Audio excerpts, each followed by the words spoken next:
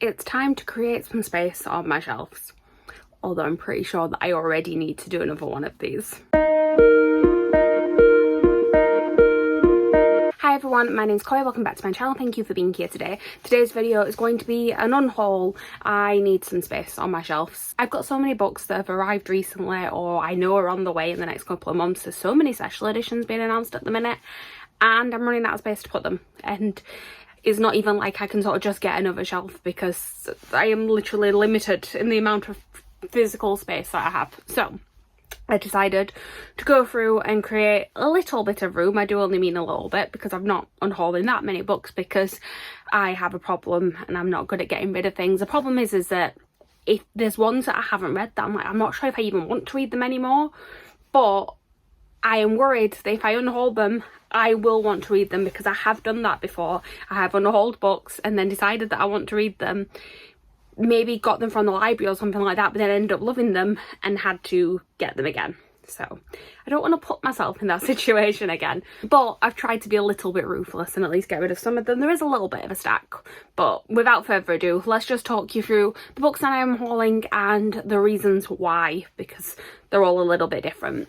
Starting off with a stack that's actually been sat downstairs for a while waiting to leave the house, but I just haven't got around to doing that, so I thought I would include it in this unhaul with the rest that I've literally just taken off my shelves in the last week as well.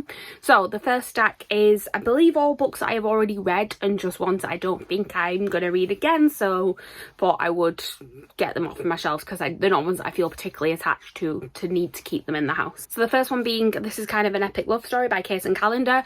I have really loved one of Case and Callender's books. It's Felix Ever After. It's one of my favourite books. I read this one before Felix Ever After and I just remember not really loving it, to the point where I actually wasn't sure if I was going to pick up Felix Ever After, but then I'd heard really good things about it. And I thought about unhauling it before, and then because I loved that other one I was like, oh, but I kind of want to keep them together.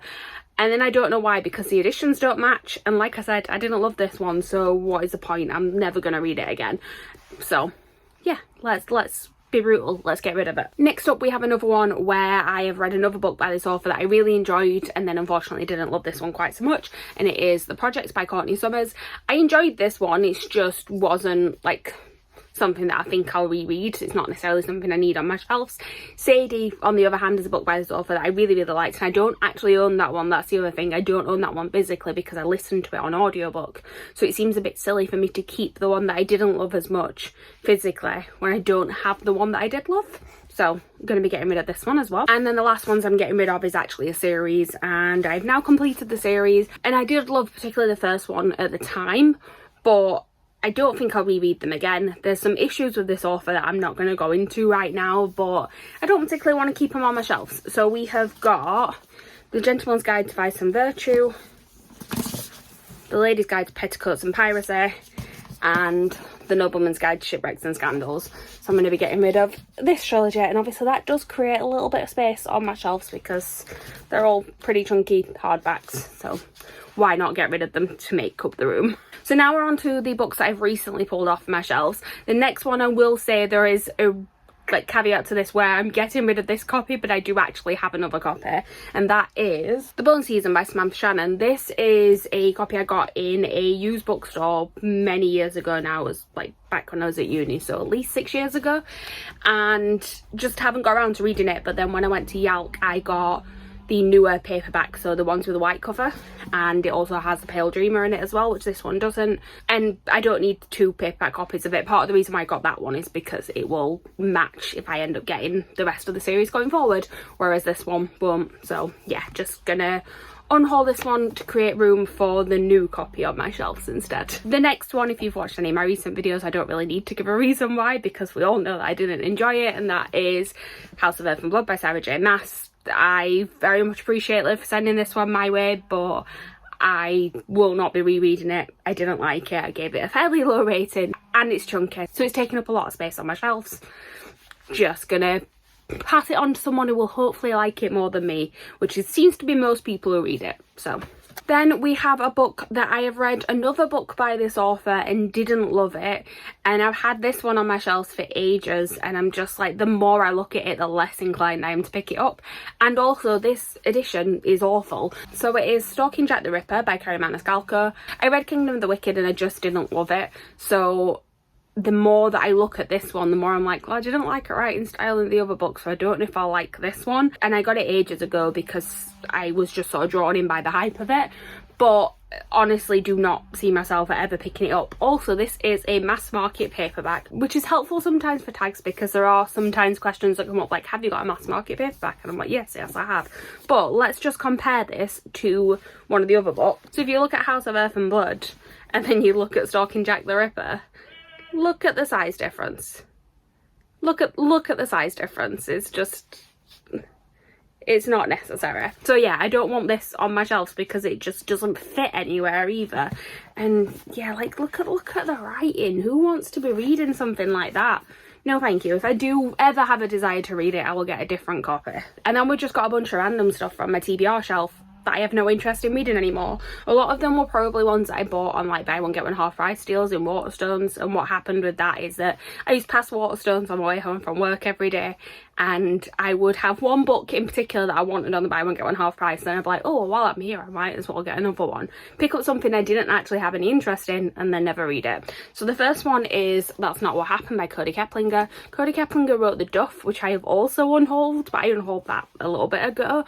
And this one I believe is about a school shooting, and it's just not something that I think I want to read about, so I'm going to be unhauling this. Then we've got one called I Am Thunder by Mohammed Khan. Now I couldn't remember exactly what the synopsis was of this. Oh, that it just says that the main character starts hanging out with this boy from school, but then they begin to follow a dark path and faces an impossible choice. So I was like, I have a feeling what this was about, and then the author's note is about religious extremism, so I'm pretty sure it is about these teenagers potentially joining a terrorist organisation, which again is just not something I want to read about. So yeah, I will be unhauling this one. This is definitely one that I just got on a random offer at Waterstones, and don't know why. I'm getting a little bit better at buying books like that now. I just buy special editions of things I don't really need instead. I actually thought they'd be more like that, but I've looked and the rest of them, there are different reasons for unhauling them or different reasons for purchasing them in the first place. So the next one is Superman Dawnbreaker by Matt De La Pena. This was part of a DC YA series that was done. There was a Wonder Woman one by Leigh Bardugo, a Catwoman one by Sarah J Maas, a Batman one by Marie Lu, and then this one, Superman by Matt De La Pena. This was the only author that I wasn't particularly interested in reading anything by before this series, didn't really know anything of their work, but I picked it up because I picked up all the others, and I do generally like Superman stories, but then it's been on my shelf for years and I've not read it, and I think I've got past the point now of ever wanting to read it, so I might as well just unhaul it. Then we've got two that I actually had signed at Yalk